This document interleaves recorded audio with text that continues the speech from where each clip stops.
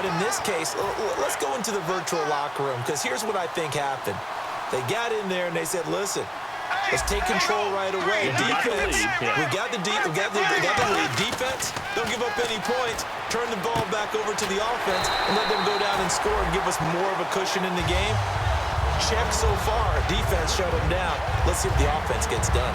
That was a nice completion on an out route, and those types of plays are the result of arm strength by the quarterback and timing by the receiver. They come out here in the eye. They'll toss it to Yeldon. And he's going to fight his way forward here for a modest gain.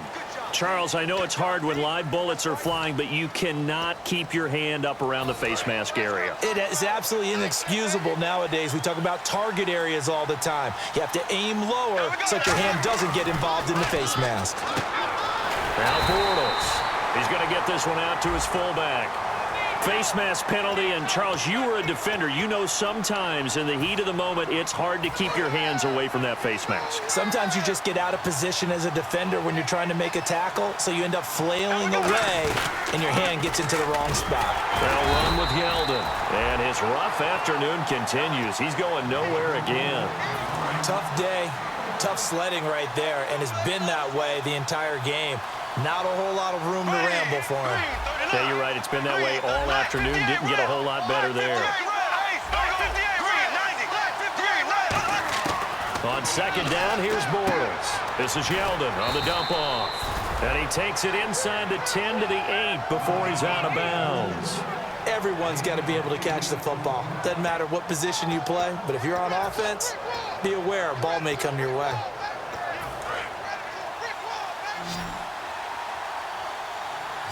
And on third down, the Colts have added an extra defensive back. Flooding the passing lanes. They'll try to run for it with Yeldon. And he gets the first down yardage he needs before he's brought down at the 6. Third and 1, partner. No need to be fancy there. Just use some force and move forward and pick up the first down. So it'll be first down here after the run. They keep it with Yeldon on first down. And not a whole lot there. He does get a couple, taking it from the 5 down to the 3. And, Brad, they went to a nickel defense, and that's a surprise this close to the goal line, because ordinarily you use the back end of the end zone, the sidelines as extra defenders, and you want bigger people on the field to try and help against the run. Offense working with a second and goal now from the 3. And he'll go backwards, losing yardage to the 5. They'll lose a yard, and it brings up third. Now from back at the 5, this is third and goal. Bortles now on third and goal. Now he's hit, and Bortles fumbled. It's loose. Accelerating, and off he goes. And he will bring this all the way back out to midfield. And the Colts offensive unit ready to see what they can do here. And on the last go-around, they really couldn't get anything going. They had to punt from deep inside their own territory, which means you're going to lose the field position battle as a general rule. What they're looking for now is a little more consistency, move the ball at least a few times on offense, get a couple of first downs, and hopefully flip the field. Yeah, just something to build off of. That's what they're looking for here. Just a yard on the first down carry, so it's 2nd and 9. After watching that play and result, I go back to when we sat with the offensive coordinator, Brandon, before the game and said, how are you going to move the ball running it against the #1 defense? He gave us no indication, didn't tip his hand at all, so we have to see how this unfolds as this game moves along. It's a 4-receiver look to the right side. On second down, here's Luck. Escaping the pressure right. Oh, he's got a man wide open, complete. A big play there for Indy. 46 yards. Well, even after all those interceptions, he's not deterred, still confident to go deep at work there. I think all the old rules about playing that position still apply. If things go wrong, you still act like you're the best player out on the field. You still carry that supreme arrogance with you and continue to fire the ball. I've seen guys have games like this, and this is where you find out if you're great or not. Can you overcome some interceptions and still lead your team to victory? To throw on second down is Luck. That is caught at the 7-yard line. So the screen good for only 2. Now it's 3rd down. So many things have to come together just right for a screen pass to break for big yardage. The blocking, the timing of the pass to the runner, everything has to fit together just right. But on that play, the defense was able to disrupt things and hold it to a short game. Luck, and he's into the end zone. Touchdown, Indianapolis. Andrew Luck, his 9th touchdown of the season. And the Colts able to get this back within a touchdown.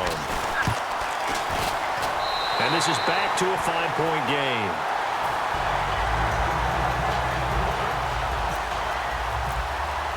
Now after the touchdown, it's Lachlan Edwards to kick it away.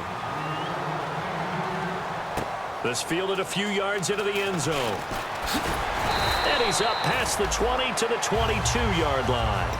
And out now comes Jacksonville as they get ready to go. And they'll be looking to atone for last time's mistake of fumbling inside the red zone. Certainly they don't want to do that again. And so much emphasis placed on red zone offense. I mean, you have periods devoted in practice just for that because everyone knows how vital it is to put points on the board when you've entered that part of the field. And to come away with nothing, that's difficult for a team to handle. And difficult, and now we'll see if they can make it less difficult on themselves on this drive. And this will probably be the last play of the quarter. Welcome back now here in London.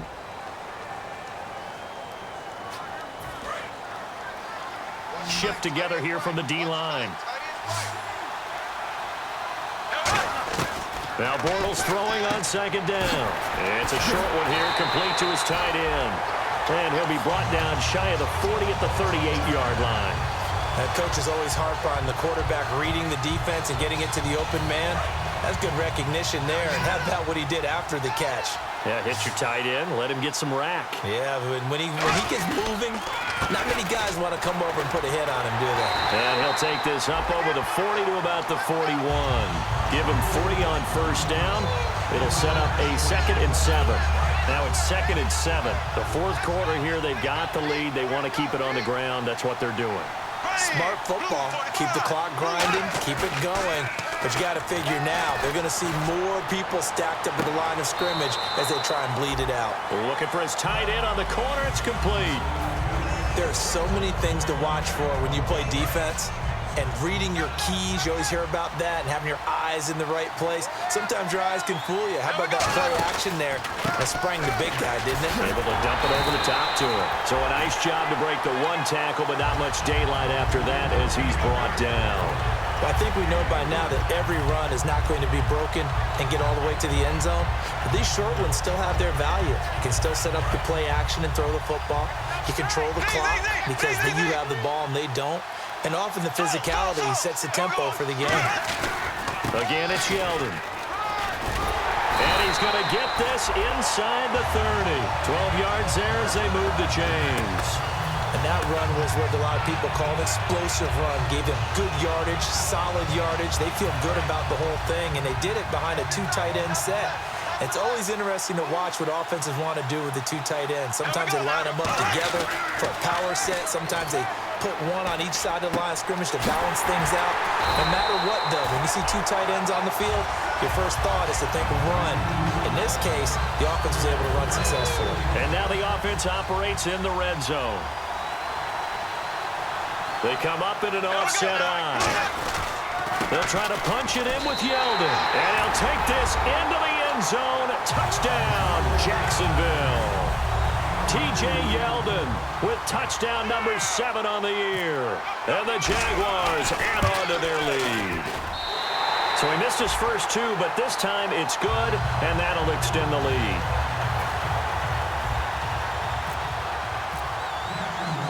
And after the touchdown, here's Myers to boot it away. This is fielded at the goal line. And it'll be taken down just past the 20 at about the 21-yard line. The Colts now, their offense works their way back onto the field. Last time they were out, they scored. Still trailing here, though, so some work to do. But it's okay in terms of mindset. Because they scored the last time, they're not quite as worried about being down on the scoreboard because now their confidence is a little bit higher. They feel like they've got something going, and they feel like they can attack again and put more points on the board. Are you scoreboard watching if you're the offense, or are you just focused on this drive? We wouldn't be telling the truth if we said that they didn't scoreboard watch. Everyone does it to some extent, but you've got to set it aside right now and just focus on this series. That'll take care of the scoreboard if they punch it into the end zone. Now it's Luck off the bootleg. And this one is incomplete. It's a tried-and-true formula, and I don't think it'll change for as long as we play football. If someone's trying to throw the ball and you can put pressure on them and make it tough, that's only going to help your defense. Yeah, he's since being hurried. He got rid of it before taking the hit, but incomplete.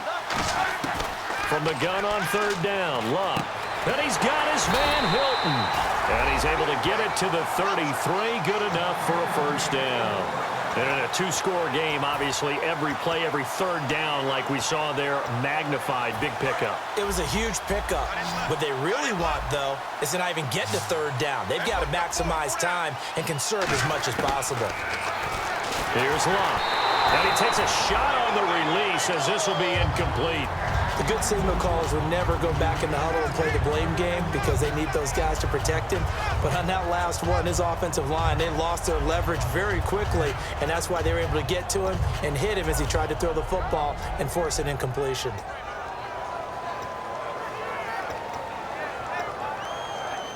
And on 2nd and 10 now.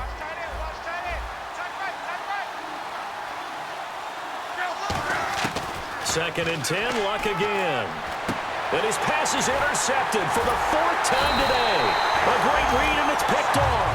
And they get the football. They'll set up shop at their own 49-yard line. The Jaguars offense now heads back onto the field. And that recipe on their last drive that resulted in a touchdown looked pretty good, so they'll be hoping to do that once more. And it takes me back to when we sat with the offensive coordinator and the head coach. They felt pretty good about their game plan and thought there were some holes in the defense, and they exploited them the last time out. Let's see if they can come back and put together a similar drive. And we'll see if they can do just that.